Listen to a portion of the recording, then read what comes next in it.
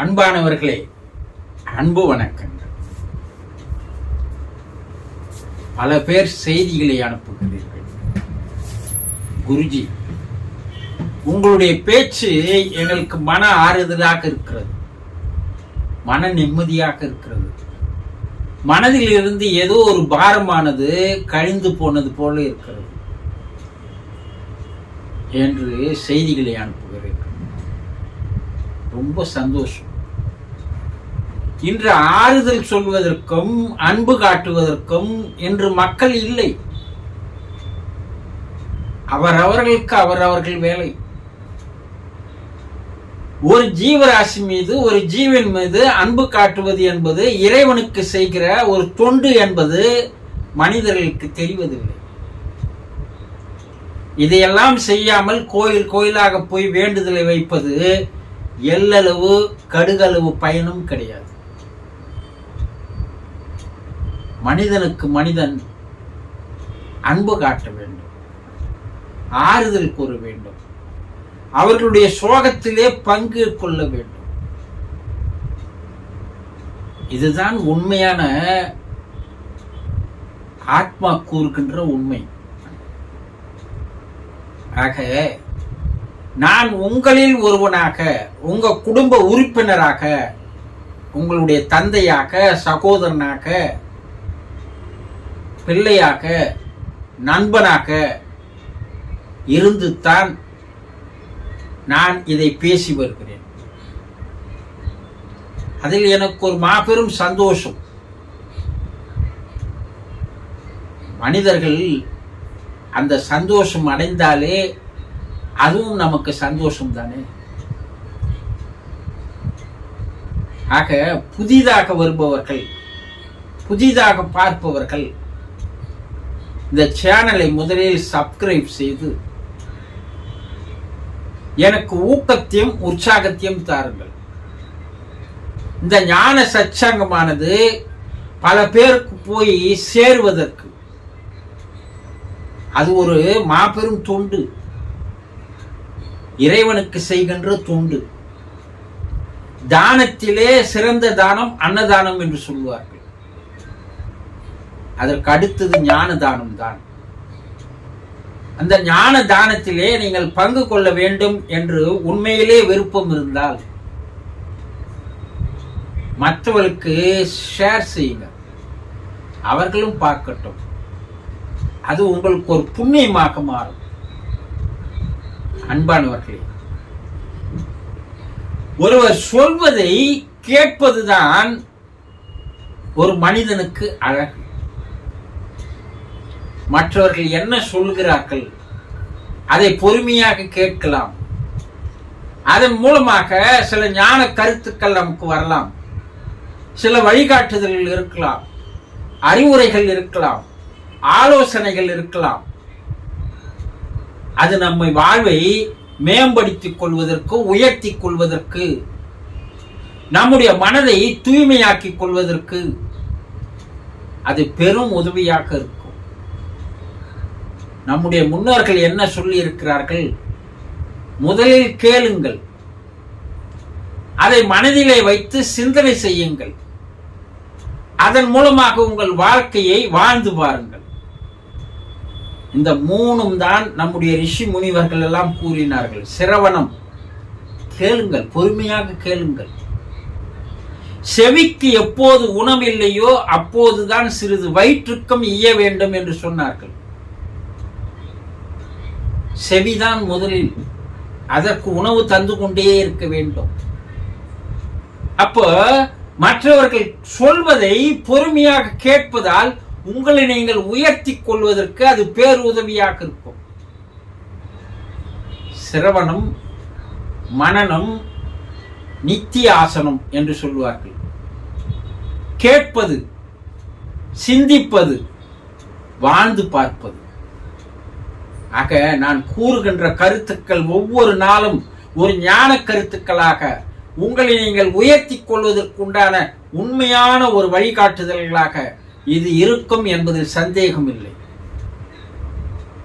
தொடர்ந்து பயணம் செய்யுங்கள். பல்வேறு பயன்கள் உங்களுக்கு இருக்கும்.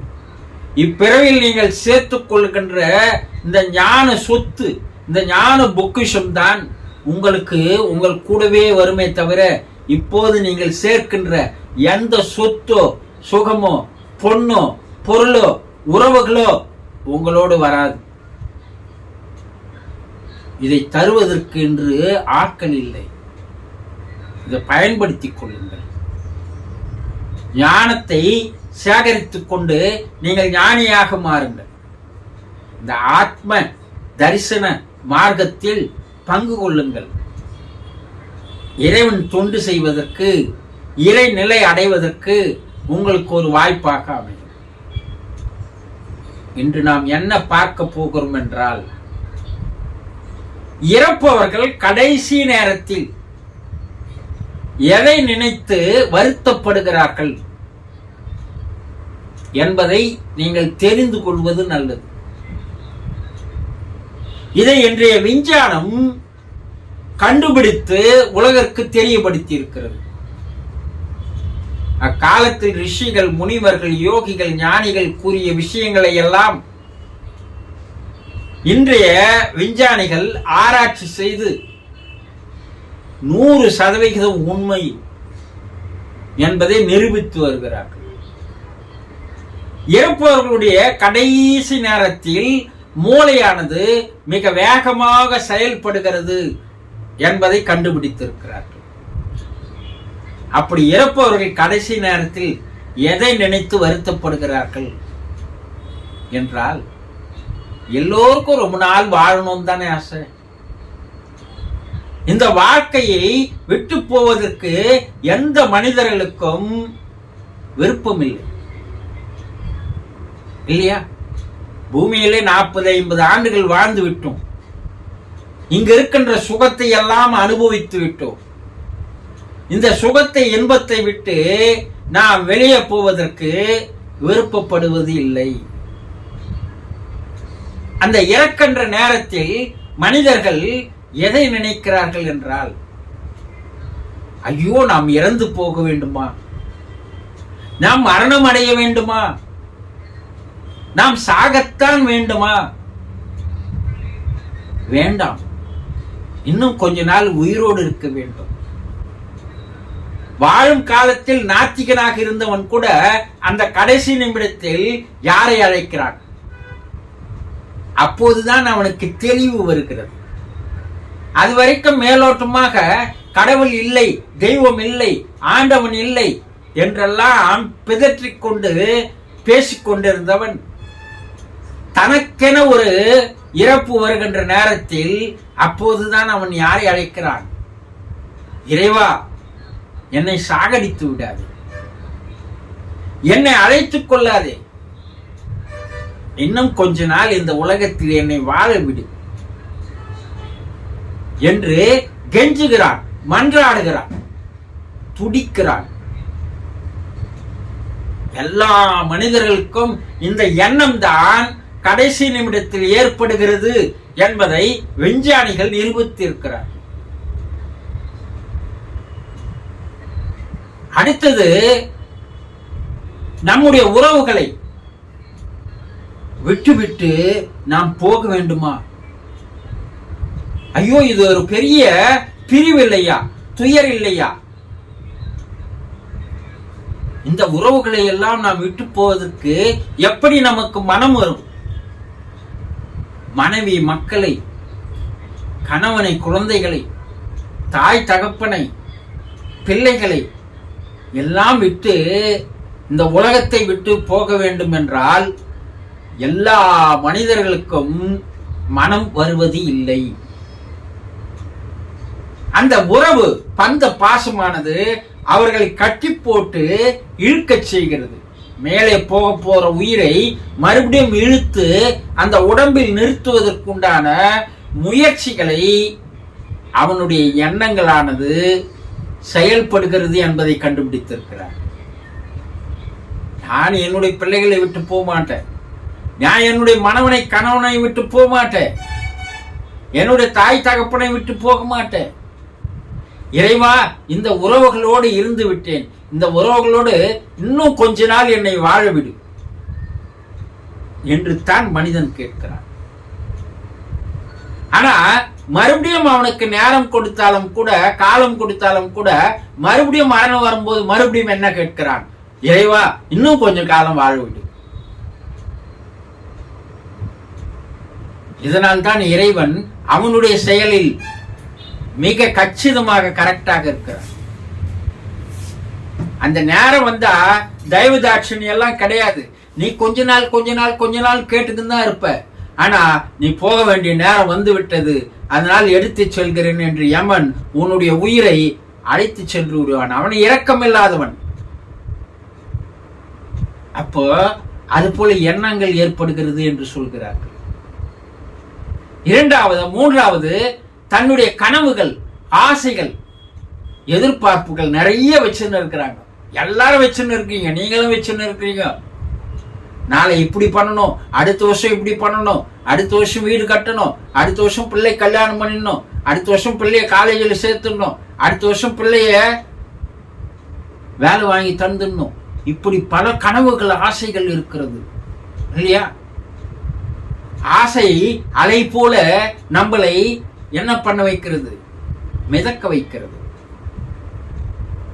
ஆசையே அலை போலே நாமெல்லாம் அதன் மேலே என்ற ஒரு திரைப்பட பாடல் கவனத்திற்கு வருகிறது இல்லையா? இப்ப இந்த நிறைவேறாத ஆசைகள், கனவுகள், எதிர்பார்ப்புகளை எல்லாம் நிறைவேற்றிக் கொள்ள வேண்டுமே. ஐயோ, காலம் இல்லையே, நாம் முதல்ல இதெல்லாம் செய்திருக்கலாமே, நாளை செய்யலாம் தள்ளி போட்டுட்டோமே, இப்போ யமன் வந்து நிற்கிறானே, என்ன செய்வது என்று அந்த நிறைவேறாத ஆசைகளை எல்லாம் எண்ணி எண்ணி மனம் வருத்தப்பட ஆரம்பிக்கிறது. இப்படி உயிர் போகக்கூடாது என வருந்துகிறது, உறவுகளை விட்டு போகக்கூடாது என வருந்துகிறது. அதே போல கனவுகளை, ஆசைகளை நிறைவேற்ற முடியாமல் போய்விட்டதே என்று வருந்துகிறது. இப்படி பல்வேறு வருத்தங்களை மனிதர்கள் இறக்கும் தருவாயில் நினைக்கிறார்கள், வருத்தப்படுகிறார்கள், கலங்குகிறார்கள், கண்ணீர் விடுகிறார்கள், அழுகிறார்கள் என்பதையெல்லாம் மெஞ்ஞானிகள் எப்போதோ சொல்லி இருந்தாலும் கூட நமக்கு அது காதில் ஏறுவதில்லை. ஆனால் விஞ்ஞானிகள் இப்போது அதை கண்டுபிடித்து கூறும் பொழுது ஒரு மாற்றம் மக்களிடையே வரும் என்பதற்காக தான் விஞ்ஞானிகள் இதை கண்டுபிடித்து கூறுகிறார்கள். வாழும்போதே, வாழ்நாள் இருக்கும் போதே எதை எதை செய்ய வேண்டுமோ அதை அப்போ செய்து விடுவதுதான் நல்ல மனித வாழ்க்கைக்கு அழகு என்பதை நீங்கள் புரிந்து கொள்ளுங்கள். இப்போதாவது உங்களுடைய வாழ்க்கையை மாற்றிக்கொண்டு நேரத்தோடு காலத்தோடு எதை செய்ய வேண்டுமோ அதை செய்து முடித்து விட்டால் மரணம் வரும்போது கலங்காமல், கண்ணீர் விடாமல் அதை ஆனந்தமாக, மகிழ்ச்சியாக, இன்பமாக அதை வரவேற்கலாம் என்பதை புரிந்து கொள்ளுங்கள். புரிந்து கொண்டீர்களா? சந்தோஷம்.